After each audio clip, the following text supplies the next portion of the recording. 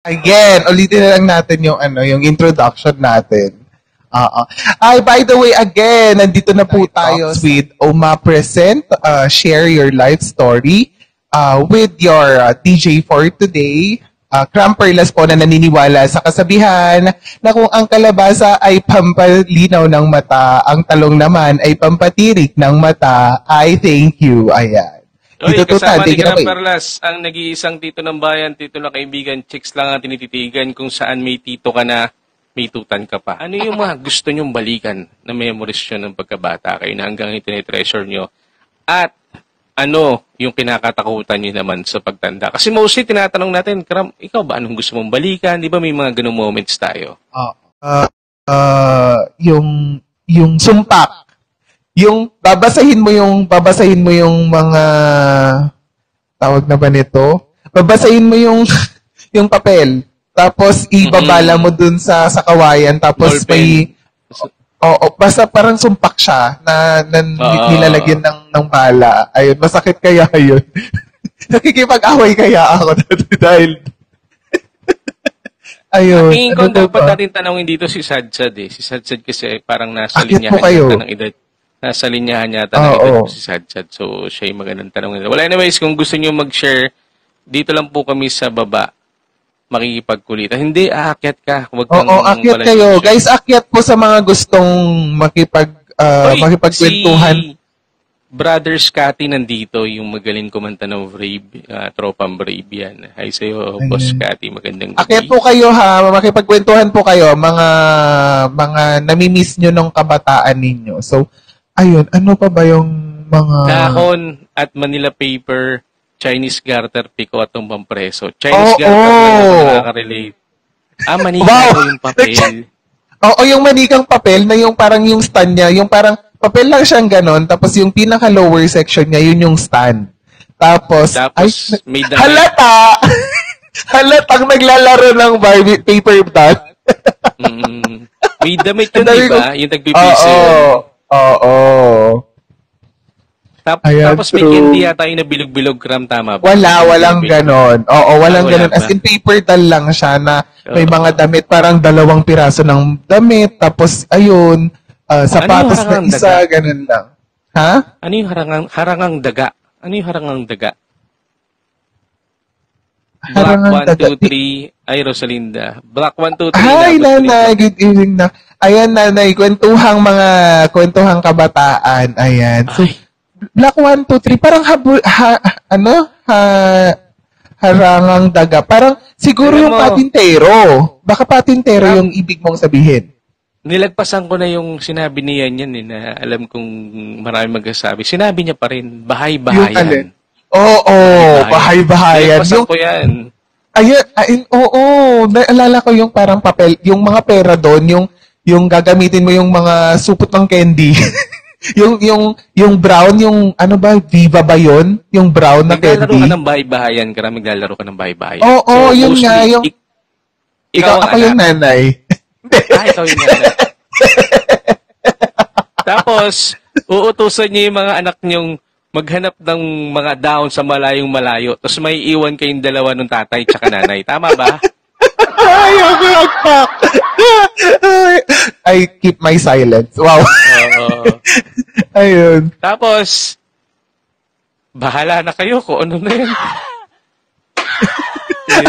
Ayoko na lang i-conflict yun, pero commonly yun nga, naalala ko, may mga pera-pera doon. So, yung mga tansan, yung ganon-ganon. Papatrike. Yeah, diba? So, hi Papatrike, ayun. So, Daddy Trike, akyat kayo. Ayun, diba? Parang, nakaka-amaze na ang likot ng mga imagination natin nung kabataan natin na yung ginagawa natin pera, yung parang, biba nga ata yun, yung candy na brown yung balot. Lalong tsato. Ito to yung tsato. Pero, ang pinakamalaking scam nung bata tayo, alam mo yung totoong pera na hawak mo. May totoo kang perang hawak. Tapos, ipapapalit mo siya sa peking pera. Bibili ka ng play money. Totoo na yung pera hawak mo. Ibibili mo pa ng play money. True.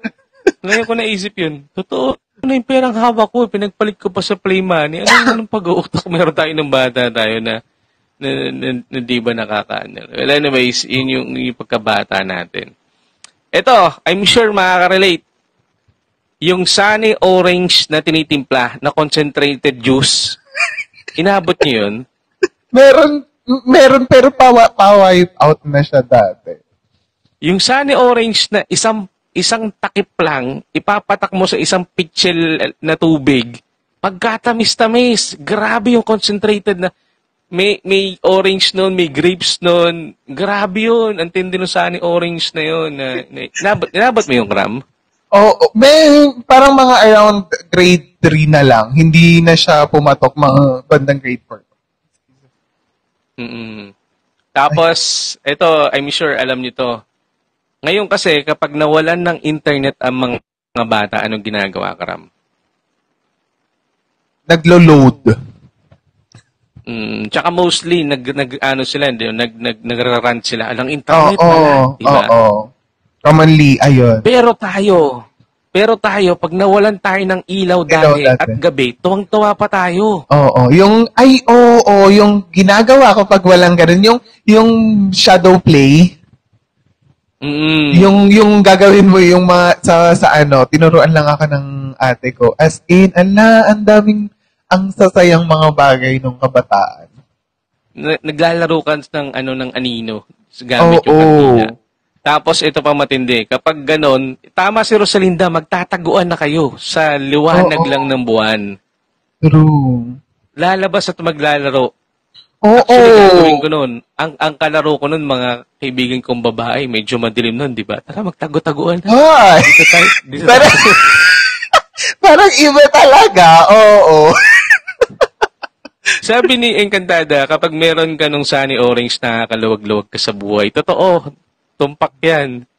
Tsaka malalaman mo din kapag yung classmate mo mayaman sa pamamagitan ng pencil case. Kapag tatlong palapag yan, kapag tatlong palapag yan, mayaman ka. Pero kapag yung pencil case mo, pagbukas, nandun na yung pencil or yung mga ballpen, mahirap ka. Yan. Sabi ni Papa Trike, alam kong taguan is taguan ng feelings na ayaw niya umamin. Minsan ka man nanggigiglaw kay Papa Trike. Naisisingit pa niya yung ganung bagay.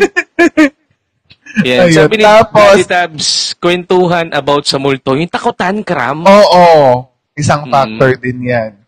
Tapos, yung mga, yung parang, kapag kabataan, yung pupunta kayo sa field, na ba sa Tagalog, yung bukid.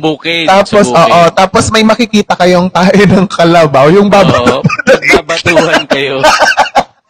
Nakakawis. Oh my God. Sabi ni Yang, rich kid ka daw kapag may ponytail ka, totoo. Isa pang senyales na rich kid ka po, kapag pumasok sa eskwelahan, na yung bag mo may gulong or meron kang dalang Pullman. Sino nakakala ng Pullman dito? Yan ang senyales. Yung mga parang clear na na bag, ganun. Yung parang babasagin, ganun. Tapos mag-graduation, may bago kang damit, mag-Christmas party, may bago kang damit, magbibigayan ka ng 20 pesos or 10 piso. Ang pagkain niya sa Christmas party is yung kalahati ng slice na may palaman na cheese whiz na hindi mo na makita yung keso.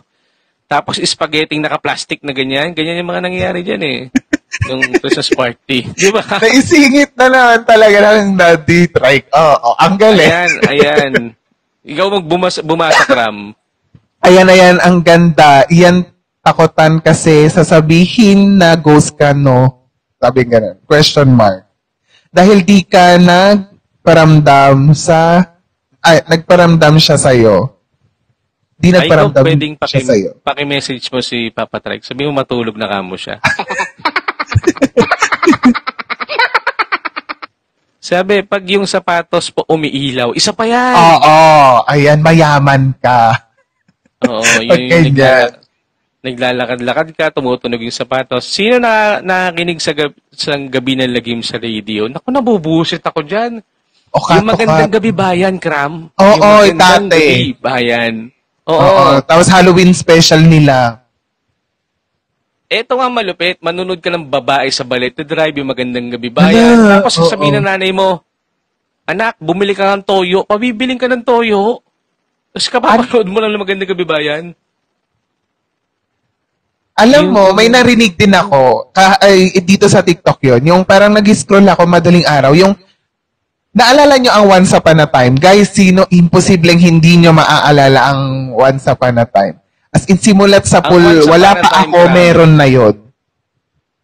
Ang Once Upon a Time, kapag napanood ko siya, ibig sabihin may pasok na kinaumagahan. Senyalis yun na kinaumagahan may pasok na, kasi linggo Once Upon a Time. Tapos, same din. Tapos alam niyo yung parang, yung tunog niya, yung, alam mo na, maiiyak ka talaga. As in na parang kapag nag-bounce siya nag-bounce sa utak mo, as in parang, maiiyak ka na lang. Kasi na-scroll ko nga siya, tapos, mapapakinggan mo siya, parang ang lungkot-lungkot nung tugtog. Ayan, ay Ninong Brad, ayan. So, ang dami. Ano pa ba? Mga Hiraya Manawari, mga commonly. Ayan! Tama na, baka makabirate na naman tayo. Diba? Ang sino ang nakaka-memorize sa kanta ng Siniskwela, Hiraya Manawari, Matinik Bayani? Nalimutan pa kayo yung pahina, yung kay Carlo Aquino yung pahina. Yan, ganda rin yan. Ayan. Saka yung 4:30 na ang TV na. Mas maganda ang Lola Basyang. Ang dami. Grabe. Ito, may sasabihin ako, imposibleng hindi nyo napanood to. Flying House, saka Superbook. Superbook. Uy, parang mga ano pa yun, parang hindi pa siya 3D or 4D. Flying House, saka Superbook yung pinapanood. Pero ang pinakamatagal na, yan yung Batibot, Sesame Street, saka yung Dragon Balls. Yan, Dragon Balls. Tapos Naruto. Simulat sa pulbata pa ako, Naruto. Ayan. Medyo bago-bago pa yung Naruto eh, hindi kagaya nung sa Batibot, sinong kilala nyo mga character sa Batibot? Gusto nyo palumahan Gusto nyo palumahan Sinong nanonood dito ng Sailor Moon? Oo. Mga loko kayo, mga lalaki, mahilig manood ng Sailor Moon, hindi dahil dun sa eksena, pero dun sa mga babae, maikli yung palda. Mga loko kayo. Bago pumasok si Sailor Moon, meron na kaming kinababaliwan na kabataan nun, ang Shider. Kasi si Annie, pag nakipaglaban si Annie, naka-miniskirt si Annie.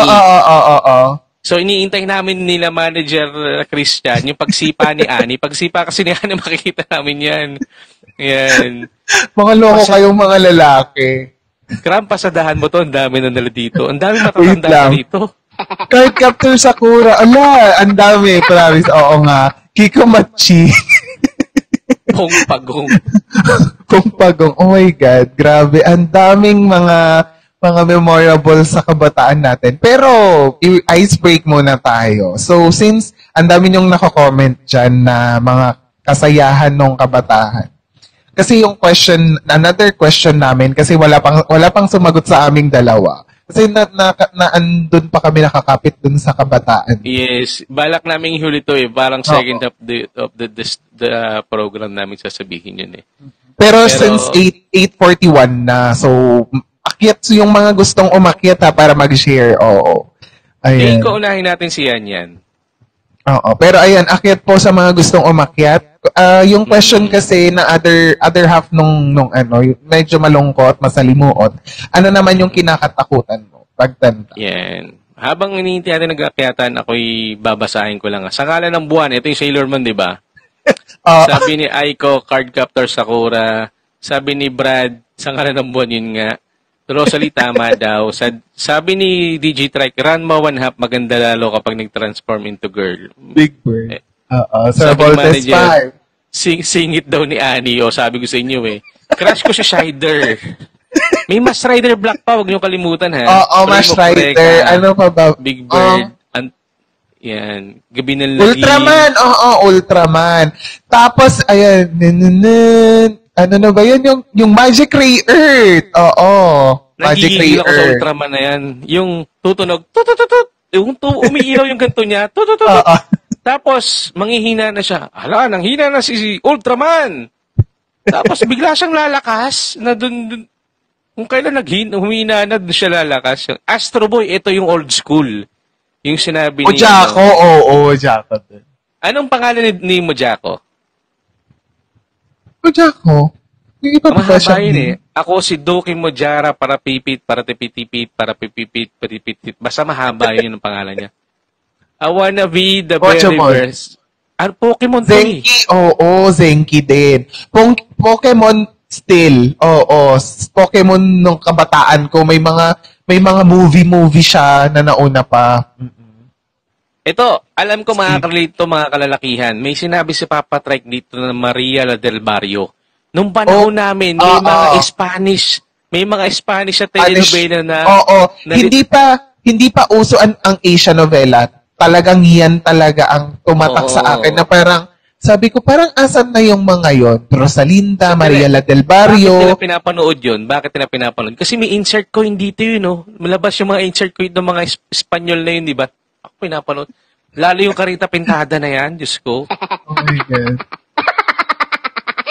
Chabilita, oo. Ang daming mga Spanish teleserye tayo dati. Pero na-wipe out siya kasi parang nag-rain na po ang Asian novela. Naalala ko yung Blue Blink na yun eh. Magic Temple Flames, Gimmick, The Movie. Ang dami. Lilipad-lilipad takore. Si Thalia, grabe ang ganda nun. Oo. True. Ang dami nung panahon natin na yun, ang daming mga nako, Diyos ko, kung may babalik nga lang natin. Tapos eto, Kram ha, hindi ko alam sa mga nanonood kung parehas sila. Napaakyat na ba kayo ng bubong ng lola nyo o lolo nyo ng tanghaling tapat para pihitin lang yung antena ng TV nyo? Hindi, tag-ulan. Ako yan, tanghaling tapat? Tag-ulan. Sisigaw or ka. Or mahangin. Sisigaw ka. Malinaw na. Sisigaw yung lola mo. Malabo pa, pihitin mo pa. Malinaw na, malabo pa. Hindi ko naman pinipihit. Malinaw na, malabo pa. Tapos yung antena. Nako, yan yung mga panahon na na masaya pa. I tried it. I do. Ako masalan. Oo. Totoo yan. Madalas yun kasi, lalo kapag wrestling ang palabas. Ako, lalaki din naman ako dati, pero nung nanood ako ng Sailor Moon, parang gusto ko nang gayahin sila. Babae. Ito yung nakakagigil, Grammy. Yung sinasabi ni Aiko, yan na, wag mong gagalawin. Tapos, ala ka naman ginalaw lumabog. Ba't ginalaw mo pa? Oo. May yun. Commonly sa amin, nangyayari yun, hindi tag-araw. Like, kapag mahangin, magagalaw lang ng konti. Tapos, kapag umuulan, ayun. Pero, yung parang isang factor para kahit hindi na kami umakyat dati, yung sa Yossi, yung medyo makinang-kinang doon. Palara. Palara tawag doon. Tapos ilalikod niya, merong manipis na parang cable. Ilalagay mo siya, tapos igaganon-ganon mo lang siya.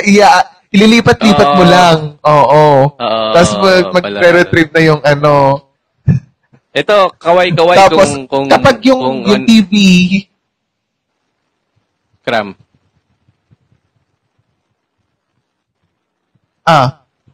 Go. Nagintayan tayong dalawa. Ayun. Hindi kita nakikita, nahihirapan. Totoo yan. Oo, totoo yan. Oo. Kasi yung palatawa yun. Oo. Oo, tinidor. Ayan, nag-choppy siya. Nag-choppy ba ako or si Tito Tutan? Guys, pa-check naman. Ako nga mag-double check. Feeling ko ako.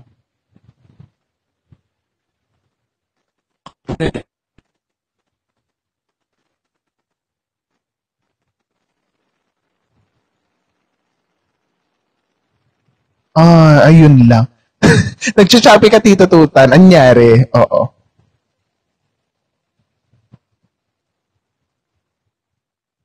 Tito Tutan?